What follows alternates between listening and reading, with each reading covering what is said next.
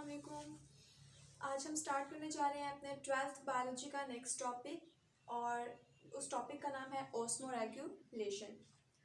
सबसे पहले तो आप लोगों को पता होना चाहिए कि ऑस्मोरेगुलेशन है क्या चीज़। मतलब अगर टॉपिक का एक कंप्लीट इंट्रोडक्शन, कंप्लीट कॉन्सेप्ट आपके पास होगा तो ही आप पूरा टॉपिक अंडरस्टैंड कर सकेंगे।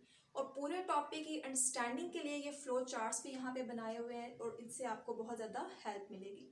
तो सबसे पहले हम बात करते हैं ऑस्मो रेगुलेशन की। ऑस्मो का वर्ड जहां भी आएगा उसका मतलब होगा water and solute. Water and solute, जब भी इन दो चीजों की बात होती है देन ऑस्मो का वर्ड यूज किया जाता है। और रेगुलेशन का मतलब होता है मेंटेन करना, बैलेंस रखना, एक चीज को उसके बॉडी के अंदर उसकी बराबर कंसंट्रेशन के अंदर उसको मुनासिब मिकदार के अंदर बैलेंस करना। तो वाटर एंड सोल्यूट की कंसंट्रेशन को बॉडी के अंदर एक मुनासिब मिकदार में कंट्रोल रखना, यह प्रोसेस कहलाता है ऑस्मोरेगुलेशन। तो यहाँ पे हम अगर इसकी डिफाइन करते हैं, ऑस्मो का मतलब है वाटर एंड सोल्यूट, रेगुलेशन का मतलब है मेंटेन करना, बैलेंस करना। सो ऑस्मो रेगुलेशन क्या है? Maintenance of water and solute with in the body. दो ही चीजों को आपने याद रखना है, वाटर एंड सोल्यूट। अब हम बात करते हैं कि वाटर क्या है और सोल्यूट क्या है। तो वाटर, आप लोगों को पता है कि वाटर एक यूनिवर्सल सॉल्वेंट है, ठीक है, जो बहुत सारे सॉल्यूट्स को अपने अंदर डिसॉल्व कर लेता है। अंडरस्टैंड? और वाटर जो है वो बॉडी की होम्योस्टेसिस में भी हेल्प करता है। तो वाटर एज अ सॉल्वेंट काम करता है और बहुत से सॉल्यूट जो है वो इसके अंदर डिसॉल्व हो जाते हैं। अब सॉल्वेंट क्या होता है और सॉल्यूट क्या होता है? तो स्टूडेंट्स, सॉल्यूशन के अंदर ऐसी चीज जो बहुत ज्यादा मिकदार में पाई जाती है वो होता है सॉल्वेंट, और सॉल्यूशन के अंदर वो चीज जो कम मिकदार में पाई जाती है वो होता है सॉल्यूट। सॉल्यूशन के दो पार्ट्स होते हैं, सॉल्वेंट एंड सॉल्यूट। तो जो चीज आपके पास ज्यादा मिकदार में है वो होगी सॉल्वेंट, और जो कम मिकदार में होगी वो होगी सॉल्यूट। फॉर एग्जाम्पल, आप वाटर लेते हैं, ठीक है, आप एक ग्लास पानी ले लें, 1 लीटर पानी ले लें, उसके अंदर अगर आप 1 टी स्पून कह लें कि आप सॉल्ट को डिसॉल्व करते हैं, नमक हल करते हैं, तो जो ज्यादा मिकदार है वो पानी है और जो कम मिकदार में है वो आपका नमक है।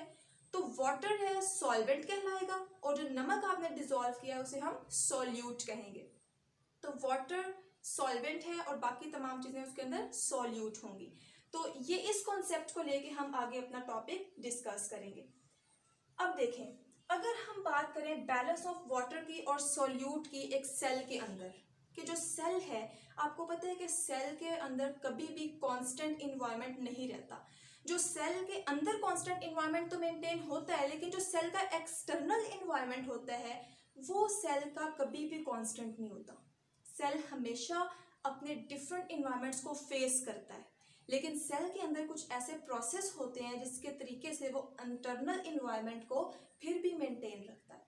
तो सेल को कितनी तरह के इन्वायरमेंट फेस करने पड़ते हैं? सेल को अपना सॉल्यूट और अपना वाटर बैलेंस करने के लिए कितनी तरह के इन्वायरमेंट फेस करने पड़ते हैं?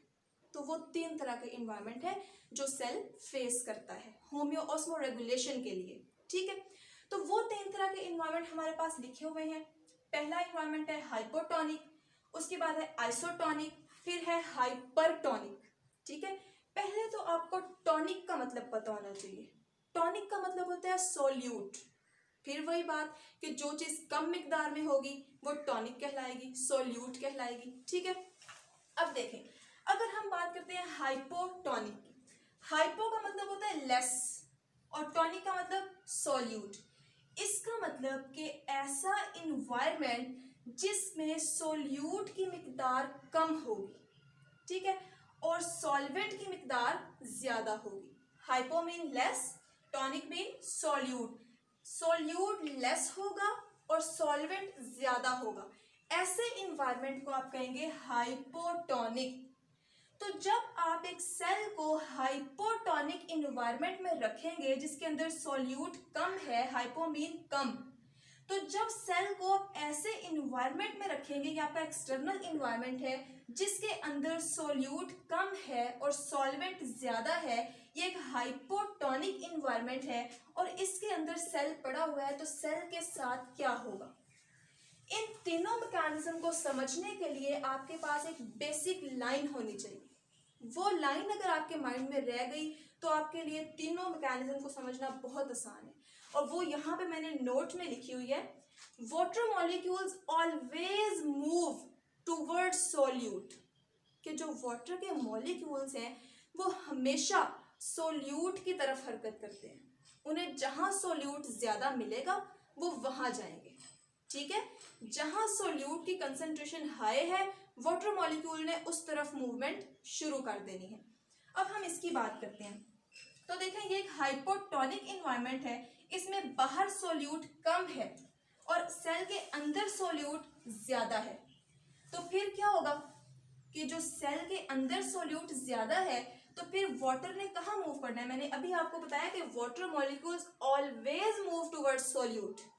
तो सेल के अंदर सोल्यूट ज्यादा है क्योंकि बाहर आपका हाइपोटोनिक इन्वायरमेंट है, और हाइपोटोनिक इन्वायरमेंट में सोल्यूट कम होता है और सेल के अंदर सोल्यूट ज्यादा है। तो जहां सोल्यूट ज्यादा है, वाटर मॉलिक्यूल वहां हरकत करना शुरू कर देते हैं, उधर उनकी जानिब उनकी मूवमेंट शुरू हो जाती है। जब वाटर मॉलिक्यूल सेल के अंदर जाना शुरू हो जाएंगे, क्योंकि यहाँ पे सोल्यूट ज्यादा मिल रहा है, तो जब वो अंदर जाएंगे तो सेल क्या होगा?